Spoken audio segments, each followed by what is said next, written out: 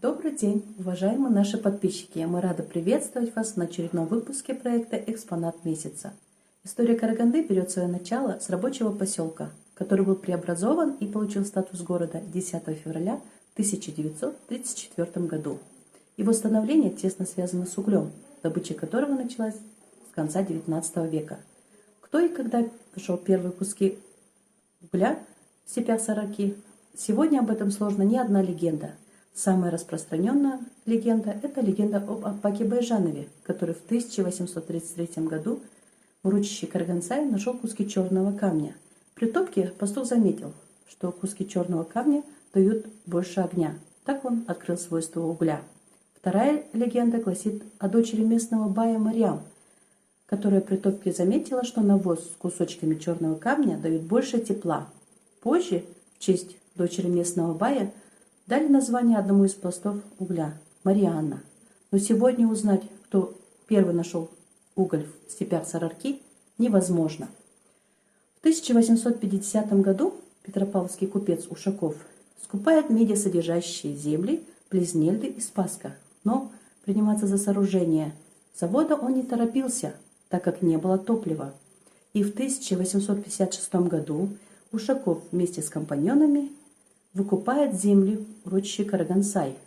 В этом же году в эксплуатацию был сдан Ивановский разрез под названием Кара-Забой. Карагандинские угольные копии еще не раз переходили из рук в руки. Так, в 1904 году их выкупает сын бывшего президента Франции Клод Эрнест Жан Карно.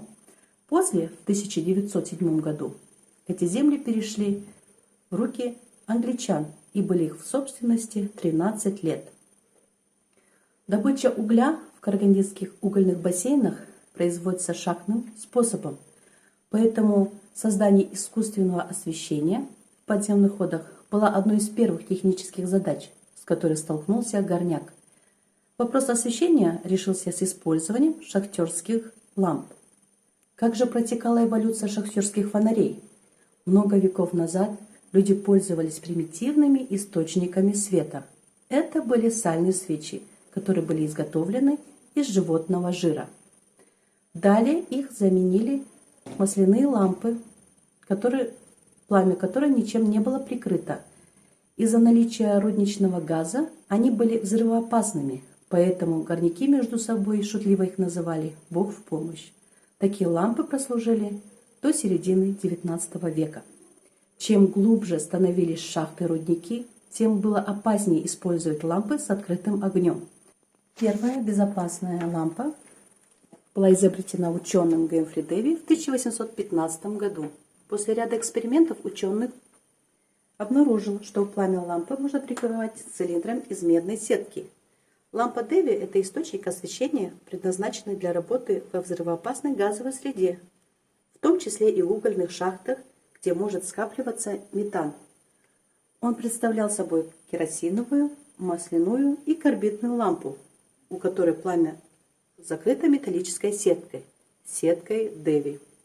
Толщина, размер ячеек материала были подобраны таким образом, что при воспламенении горючего газа, попадающего внутрь сетки, горение не распространялось наружу и не вызывало взрыв газовоздушной смеси. С некоторой степенью лампу Дэви можно назвать одной из первых газоанализаторов, которая предупреждала о присутствии в атмосфере горючих газов неравномерным горением, вспышками и хлопками.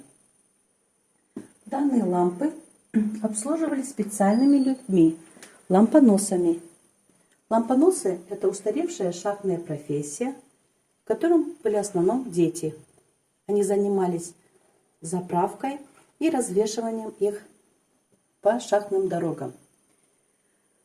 За сутки они могли переносить несколько десятков ламп. Можно сказать, что лампоносы – это были почетные люди среди шахтеров. Позже, в конце XX века, появились безопасные, устойчивые к падениям аккумуляторные фонари, более привычные для современного человека. Фонарь, который используется у нас в экспозиции, он является советским образцом лампы Дэви. Производство «Красный луч» 1950 года. В фонды Темиртауского музея он был подарен старожилам города Владимиром Дмитриевичем. Многие поколения шахтеров и сейчас с теплотой вспоминают эту лампу, которая спасла не одну тысячу жизней.